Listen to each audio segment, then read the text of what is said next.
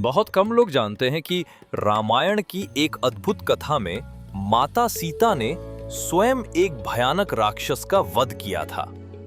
ये कोई साधारण राक्षस नहीं, बल्कि सहस्रमुख रावण था। 10 नहीं, बल्कि सहस्र सिरों वाला रावण। अद्भुत रामायण की इस अलौकिक कथा में देवी सीता का महाशक्ति रूप प्रकट होता है और धर्म की रक्षा के लिए वो स्वयं रणभूमि में उतरती हैं। आइए इस रोमांचक एवं विस्मयकारी कथा को विस्तार से सुनें। लंकापति दशमुख रावण का वध करके भगवान श्री राम माता सीता और लक्ष्मण सहित अयोध्या लौट आए थे। अयोध्या में ऋषियों की सभा में श्री राम के पराक्रम की प्रशंसा हो रही थी। ऋषि मुनि कह रहे थे कि श्री राम ने जगत को रावण के आतंक से मुक्त कर दिया। ये सुनकर सीता माता के होठों पर एक हल्की मुस्कान आई। उन्होंने विनम्र किंतु दृढ़ स्वर में कहा, रावण वध तो केवल आरंभ था, असली परीक्षा तो अभी शेष है। सभी चकित थे। असली परीक्षा? तभी सीता जी ने इशारा किया कि रावण से भी अधिक शक्तिशाली एक और राक्षस जीवित है, जिसे पराजित करना अभी बाकी है। रामचंद्र जी चकित हुए और ऋषि विश्वामित्र ने खुलासा किया कि लंकापति रावण का एक बड़ा भाई सहस्रमुख रावण अब भी जीवित है, जिसका पराक्रम रावण से कई गुना अधिक है। सहस्र रावण अत्यंत अभिमानी था और स्वयं को अजेय मानता था। श्री राम ने निश्चय किया कि धर्म की रक्षा हेतु उस महाशक्तिशाली राक्षस का अंत करना आवश्यक है। सहस्रमुख रावण रावण का ज्येष्ठ भ्राता था। उसकी 1000 शीश और 2000 भुजाएं थीं और वो पुष्कर नामक द्वीप पर राज्य करता था। सहस्र रावण को अपने बल का घमंड था और वो तीनों लोकों पर विजय प्राप्त करने का अभिलाषी था। जब उसे समाचार मिला कि उसके भाई रावण का वध हो चुका है, तो क्रोधित सहस्र रावण ने प्रतिशोध की ज्वाला में संपूर्ण आर्यावर्त का विनाश करने की ठान ली। उधर अयोध्या में श्री राम ने निर्णय कर लिया कि पहल करके इस नए शत्रु का संहार किया जाए, इससे पहले कि वो निर्दोष प्रजाजनों का अहित करे। भगवान राम ने अपनी सेना को एकत्र किया। मनुष्यों की सेना, सुग्रीव के नेतृत्व में वानर सेना तथा विभीषण के मार्गदर्शन में कुछ राक्षस योद्धा भी उनकी सहायता को आए।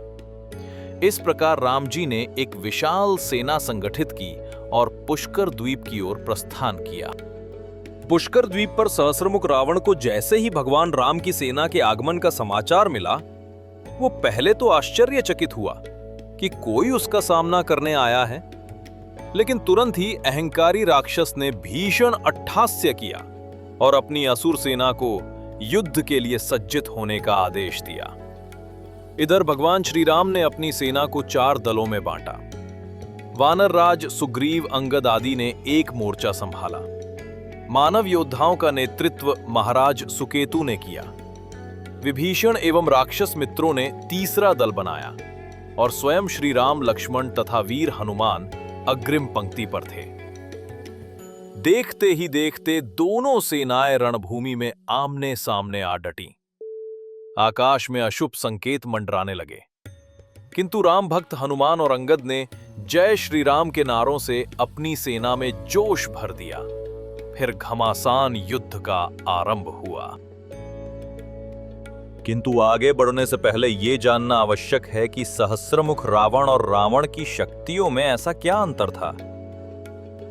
वाल्मीकि रामायण में वर्णित है कि रावण ने ब्रह्मदेव की तपस्या की थी और वरदान प्राप्त किया था कि देव, दानव, गंधर्व, यक्ष कोई भी उसे परास्त नहीं कर सकेगा। इसीलिए देवताओं ने कई बार रावण को हराने का प्रयास किया, लेकिन असफल रहे। यहां तक कि इंद्रदेव तक को रावण ने पराजित किया।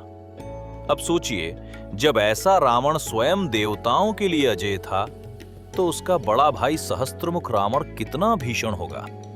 यानी सरल शब्दों में, रावण देवताओं के लिए अपराजेय था, लेकिन सहस्त्रमुख रावण देवताओं के साथ साथ ब्रह्मांडीय संतुलन को भी हिला देने की क्षमता रखता था।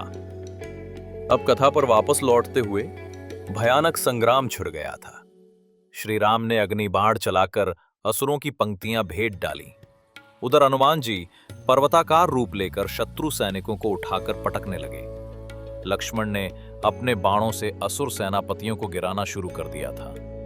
सहस्र रावण के मुख्य सेना नायक एक एक करके ढेर हो रहे थे। श्री राम की सेना विजय के निकट दिख रही थी। सहस्रमुख रावण को यह देख क्रोध आया और वो स्वयं रणभूमि में उतरने को विवश हुआ।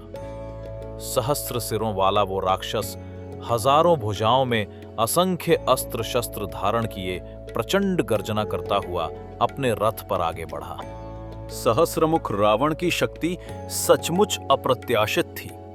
जैसे ही वो युद्ध भूमि के मध्य पहुंचा, उसने एक दिव्य अस्त्र का आह्वान किया, वायवास्त्र। इस अस्त्र के चलने की देर थी कि भयंकर आंधी तूफान उठा।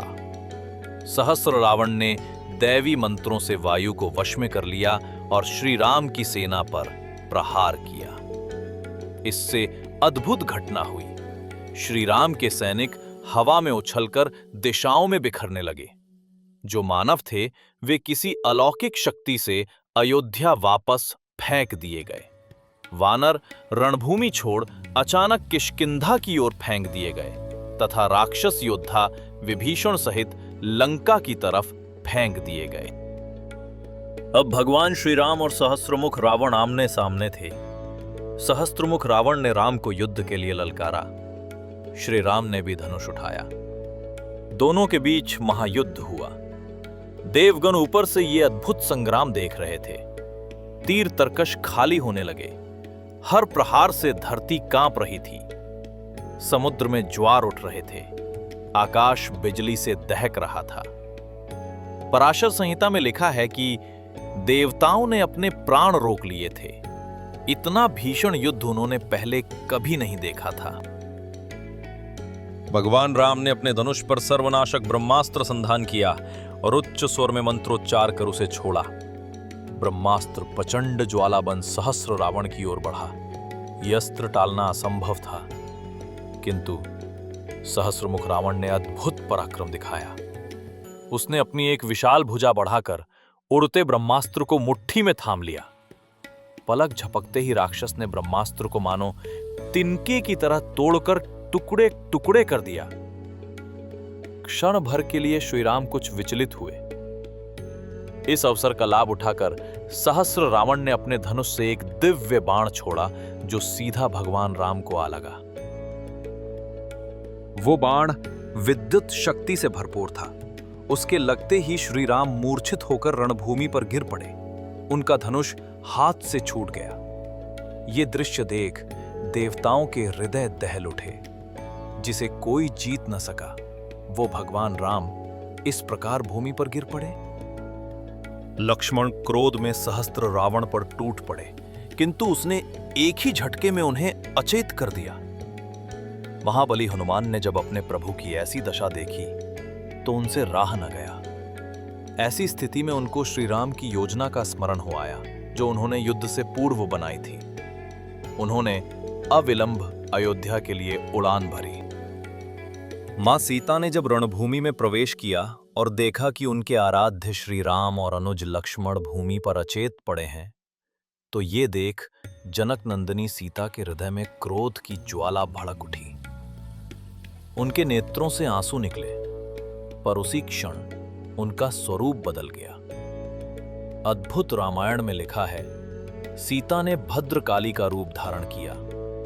उनके नेत्र अग्नि समान लाल हो उठे। उनके हाथों में खड्ग और त्रिशूल प्रकट हुए। युद्ध पुनः प्रारंभ हुआ। सहस्त्रमुख रावण ने हंसकर कहा, सीता, तुम मुझे क्या परास्त करोगी? स्वरूपा सीता ने उत्तर दिया, मैं वही शक्ति हूँ जिसके बिना सृष्टि अधूरी है। आज तेरा अंत निश्चित है। महाकाली रूपणी माता सीता ने क्रोध भरी हंसी के साथ सहस्रमुख रावण पर धावा बोला। क्षण भर में वे अदृश्य सी गति से उस राक्षस के रथ पर आधम की, मानो उन्मुक्त हुई सिंहिनी शिकार पर झपट पड़ी हो। सहस्रमुख रावण ने अपने हजारों हथियार उनकी ओर मोड़े। पर देवी की गति के आगे वो कुछ न कर सका। निमिष मात्र में देवी ने अपनी तलवार से राक्षस के सभी 1000 सिर काट डाले। सहस्त्रमुख रावण भूमि पर गिर पड़ा। आकाश पुष्प वृष्टि से भर गया। देवताओं ने उद्घोष किया, जय देवी महाकाली, जय मां सीता। युद्ध समाप्त होने पर श्री राम और उनके अनुज लक्ष्मण की मूर्छा टूटी और वो दोनों उठ खड़े हुए। श्री राम को अपनी पत्नी सीता के अंदर जगत जननी के दर्शन हुए। उनका मन आनंद और भक्ति से भर गया। भगवान राम ने भाव विह्वल होकर देवी के चरणों में प्रणाम किया और स्तुति करने लगे। श्री राम की स्तुति से प्रसन्न होकर देवी महाकाली पूर्णतः शांत हो गईं। उनका विकराल रूप फिर से सुशील सीता के रूप में परिवर्तित हो गया। माता सीता ने अपने भगवान राम को मुस्कुराकर देखा। श्री राम ने आगे बढ़कर आदर पूर्वक माता सीता को अपने हृदय से लगा लिया। सभी देवताओं ने जय सिया राम का जय घोष किया। आकाश से पुष्प वर्षा होने लगी। अयोध्या पहुंचकर श्री राम ने सभा में सबको सहस्र रावण वध की रोमांचक कथा सुनाई और कहा कि असत्य कितना भी बलवान क्यों ना हो, परमात्मा की शक्ति और नारी शक्ति के सम्मुख टिक नहीं सकता। अब प्रश्न उठता है, क्या ये श्री राम का अचेत होना उनकी निर्बलता थी? नहीं, ये उनकी योजना थी। मर्यादा पुरुषोत्तम श्री राम भगवान विष्णु के अवतार हैं। वे कभी परास्त नहीं हो सकते। उन्होंने स्वयं ये लीला की ताकि संसार को ये सत्य समझ आ सके कि उन्होंने हनुमान जी को अयोध्या क्यों जाने के लिए कहा आपातकालीन स्थिति में। वो इसलिए क्योंकि अब माता सीता के रणभूमि में प्रवेश करने का समय आ चुका था। माता सीता केवल पतिव्रता नारी नहीं, बल्कि स्वयं माता लक्ष्मी का आदि शक्ति रूप है।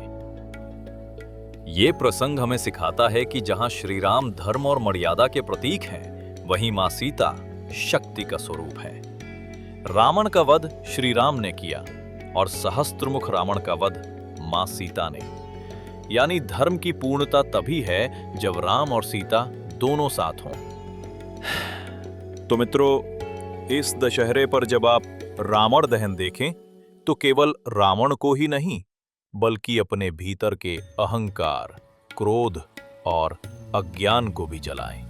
और ये स्मरण रखें, मर्यादा पुरुषोत्तम राम और आदि शक्ति सीता दोनों की संयुक्त शक्ति से ही धर्म की स्थापना संभव है। जय सिया राम। नमः पार्वती पतये। हर हर महादेव।